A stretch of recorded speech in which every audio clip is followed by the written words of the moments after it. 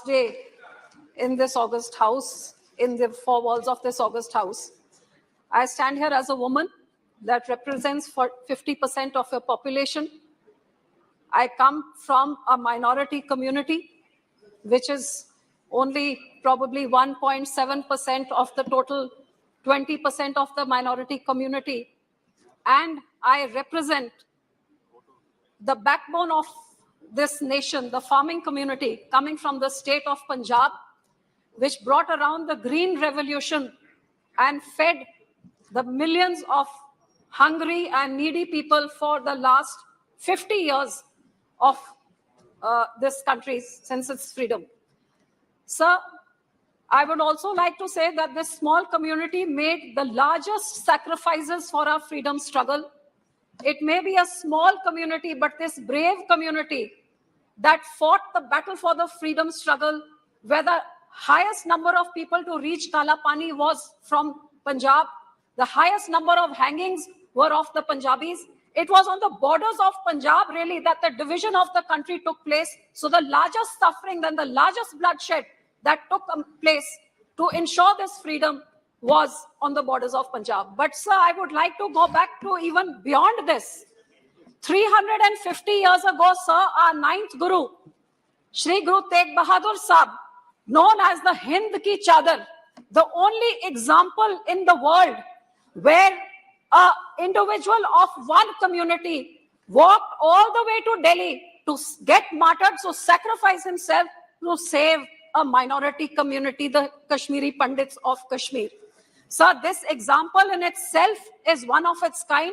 And I would say the basis, the very foundations of human rights, equality, freedom of religion was laid by our ninth Guru, who came here and martyred himself and sacrificed himself a few yards from here to ensure the religious freedom of the Kashmiri Muslims. And that laid down the foundations of where the entire democracy and the voice of the people stand. And after that, his grandsons, aged 9 and 7, were bricked alive, fighting for saving and living by their own religion for religious freedom. So, sir, first of all, I would like that this House should altogether unanimously give homage to our ninth Guru, the Hind Ki Chadar, who laid the foundations of democracy 350 years ago. And it would be befitting, sir, if this government would actually dedicate this old parliament as we shift to the new parliament to Hind Ki Chadar, so that the teachings of our ninth Guru may be followed in the times to come. Sir, in the same way, I would like to also say that I'm the proud granddaughter of a grandfather, Sir Surjit Singh Majithia, who was a member of parliament from the first, second and third parliament here as defense minister. And after that, sir, I had the honor of being the daughter-in-law of Sir Prakash Singh Badal, who was in the 6th parliament here, and someone who walked on the ideals of our great gurus and for parliamentary democracy in true letter and spirit. More powers to the state and inclusiveness, sarbat ka bhala, as what our religion preaches, is what Sir Prakash Singh Badal's life was about, who led the first battle against emergency, which was the biggest dictatorship since Indian freedom. And he led the fight against emergency to lead the first morcha to court arrest. And for 19 months he spent in jail and was the last one to leave the jail during emergency, making this fight for democracy his personal fight. And his entire life was dedicated towards more powers to the state and strengthening the federal structure. Sir, today I also take this opportunity to salute both these men, and I would say that they have been a role model in inspiring what parliamentary democracy stands for.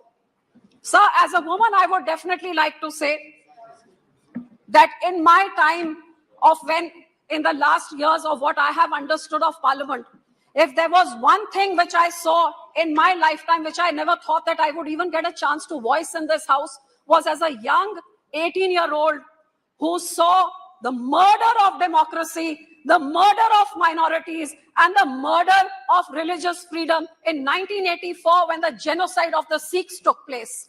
As an 18-year-old, I was a victim of this. My community was a victim. It is shocking that in a free and independent India, the state itself, the Congress government would stoop down to killing an entire generation of Sikhs because of whatever reasons, what they may have thought.